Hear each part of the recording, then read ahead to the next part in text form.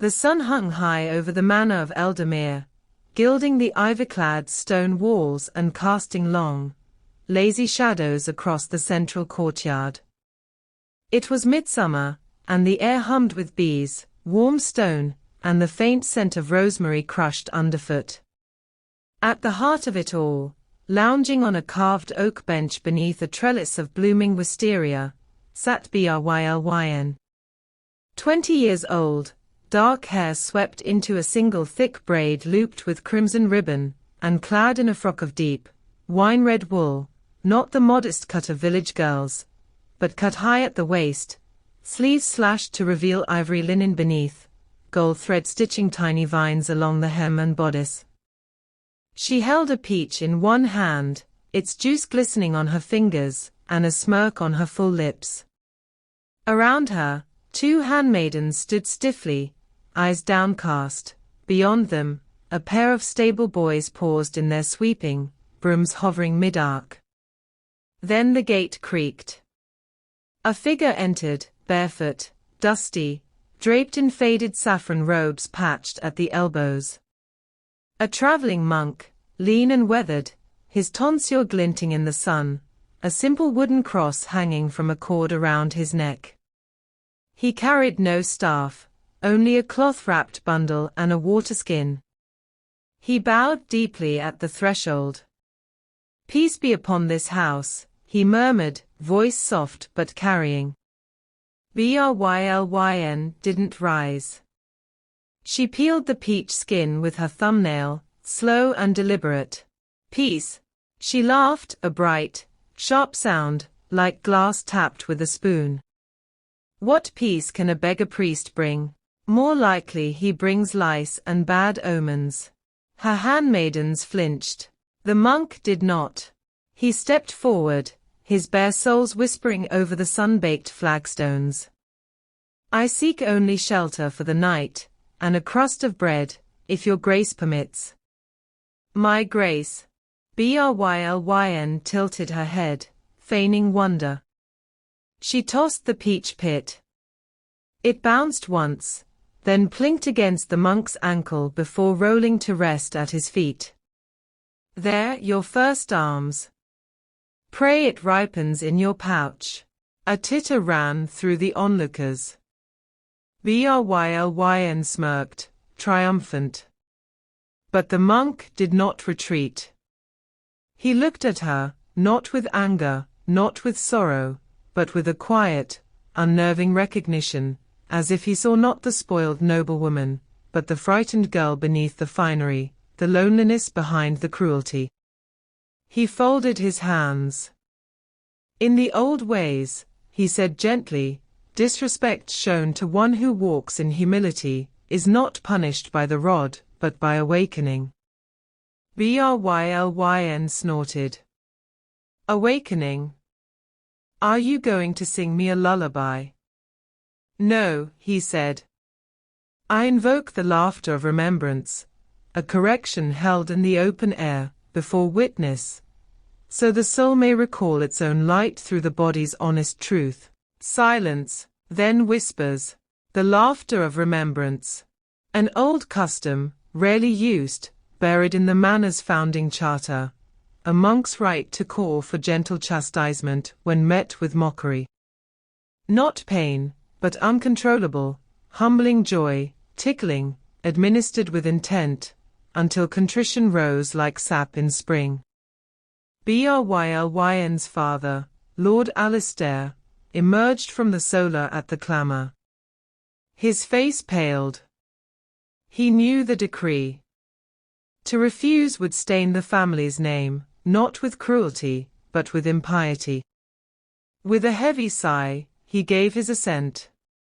"A bench," the monk requested. "In the center." And 2 willing hands, young, light-fingered. 2 novices from the nearby abbey were summoned, girls no older than 16, barefoot like their elder, dressed in simple grey wool tunics, hair shorn short. They came without hesitation, eyes clear, hands folded. Brylyn scoffed as they approached. "Tickling. Truly. Is this a jest? She stood, chin high. Very well. Do your worst, little sparrows. I've survived worse from my riding master. But her fingers trembled as they guided her to the bench. The bench was plain oak, unvarnished, worn smooth by decades of use. Brylyn sat, not forced, but invited, as though taking a seat at a feast. And in a way, she was. A feast of humility. Her red frock pulled around her, the gold vines catching the light like trapped fireflies. One novice, a girl with freckles and steady hands, knelt before her. The other stood beside her, silent as a shadow. Your feet first, the monk said, not unkindly.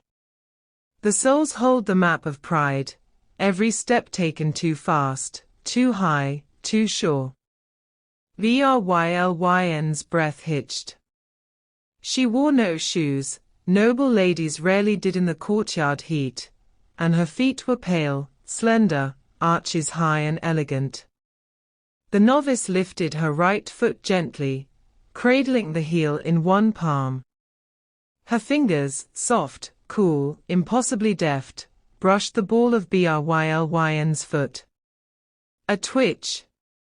Then a scribble-scratch, like a mouse's whiskers darting along the arch. Brylyn jerked. Ah! A laugh burst out, sharp, startled.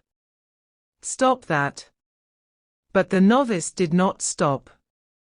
Her fingers danced, feather-light yet inescapable. One traced the tender hollow beneath Brylyn's toes, another skittered up the inner curve, oh so slowly, like a spider on silk. Ha ha, no, no. Brylyn's head snapped back, her braid whipping over the bench's edge. Her free foot kicked, but the second novice caught it easily, her touch already finding the soft spot, just below the ankle bone. Then came the real assault. While the first girl worked the soles, alternating between brisk scribbles and slow, tortuous circles, the second leaned in. Her fingers slipped beneath the slashed sleeve of Brylyn's frock, finding the delicate skin where arm met torso, just below the ribcage. There, the spot where laughter lives, coiled and waiting. Tick tick tickle tickle, Brylyn exploded. Her body arched off the bench, a gasp tearing from her throat, half laugh, half sob. Ah ha ha ha, mercy, mercy. Her hands flew to her sides, but the rope, soft linen cord, looped loosely around her wrists and tied behind the bench, held her just enough. Not cruelly. Just firmly. Enough to keep her present. The courtyard watched. Servants lowered their tools. A guard dropped his spear quietly, so as not to distract. Children peered from the kitchen archway. Even Brylyn's sharp-tongued cousin, Ilara, who'd once had her own laughter after stealing altar wine, stood frozen, lips parted. Because this was not mockery. This was unmaking. Brylyn writhed, her red frock riding up at the thighs, her braid unraveling strand by strand. Tears streamed down her temples, not from pain, there was no pain, but from the sheer, overwhelming invasion of joy. Her laughter grew ragged, breathless. Ha ha, stop, I can't breathe, ha ha ha, please. She kicked, her bare heels drumming against the novice's thighs, but the girls held firm, their touches never harsh, never cruel, only relentless. The monk watched, his expression serene. The body remembers what the pride forgets, he murmured. Laughter is the soul's first language. Before shame. Before fear. The novice at her ribs shifted tactics, now it was feathers. Not bird feathers, but the soft downy plumes from a goose's breast, pulled from a small pouch. One drifted down, landing on Brylyn's exposed stomach where her frock had ridden up. Then stroke, stroke, stroke. Brylyn screamed with laughter, a high, keening sound, raw and unguarded. Her abdomen clenched, then fluttered like a trapped bird. She twisted, trying to curl inward, but the bench held her open. The feathers danced over her navel, her hip bone, the soft dip above her pelvis, everywhere sensitive, everywhere sacred. "I'm sorry," she wailed, the words tumbling out between gasps. I'm sorry, ha ha ha, sorry." The monk raised a hand. Instantly, the novices withdrew. Silence crashed down like a dropped curtain. Brylyn slumped forward, chest heaving, her red frock damp with sweat at the back, her hair a wild tangle around her face.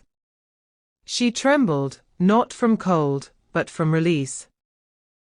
From undoing.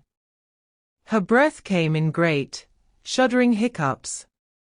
Tears pooled in the hollow of her collarbone. The monk knelt. He did not touch her. But he offered a wooden cup of water, cool, drawn from the courtyard well. She took it with shaking hands. Drank greedily. Water spilled down her chin, tracing the curve of her jaw. She whispered, voice hoarse. "I thought you were nothing. Just dust and rags." "And now?" he asked gently. She looked up, really looked, at his face, the lines around his eyes, the kindness in his gaze, the quiet strength in his stillness. "I see you," she breathed. "I see you." One of the novices stepped forward, not to bind or scold, but to help Brylyn smooth her frock, tuck a loose strand of hair behind her ear. A small act. A beginning. Later, in the quiet of the evening chapel, candles flickering, the scent of beeswax, and dried lavender in the air, Brylyn knelt not in ritual, but in truth. She wore the same red frock, now brushed clean, the gold vines catching the candlelight like embers. But she did not sit on the cushioned pew. She knelt on the stone floor. "I mocked your humility," she said, her voice clear now, steady. "I used my tongue like a whip, thinking it made me strong. But it only made me small. You gave me laughter when I deserved scorn, and in that laughter, I remembered how to feel, not just pride, but shame. Not just power, but connection." She bowed her head. "Forgive me." The monk placed a hand on her shoulder, brief, warm. "The forgiveness was in the laughter, child. You gave it to yourself." A fortnight passed. The courtyard bloomed with late summer jasmine. And there, beneath the same wisteria trellis, sat Brylyn, but changed. Still in red, she would always love red, but the frock was simpler now, undyed wool, the gold embroidery replaced with humble stitching in deep maroon thread. Her hair was braided plain, no ribbon. She poured tea into a chipped earthenware cup, not porcelain, and offered it to a traveler. An old woman with a lame dog and a basket of herbs. "Rest your feet, grandmother," Brylyn said, her voice softer, slower. "The well water is sweet today." The woman accepted, eyes crinkling. "Bless you, child." From the archway, the monk watched. He did not approach. He did not need to. He turned, saffron robes brushing the flagstones, and walked toward the road, toward the next village, the next soul. But just before he passed through the gate, he paused. Looked back.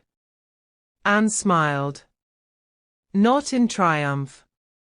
In hope. Brylyn, lifting her cup to the old woman, caught his gaze. She did not smirk. She nodded. And in that silent exchange, beneath the golden light of a setting sun, the scent of roses and humility thick in the air, the red frock no longer shouted pride. It whispered, I am learning.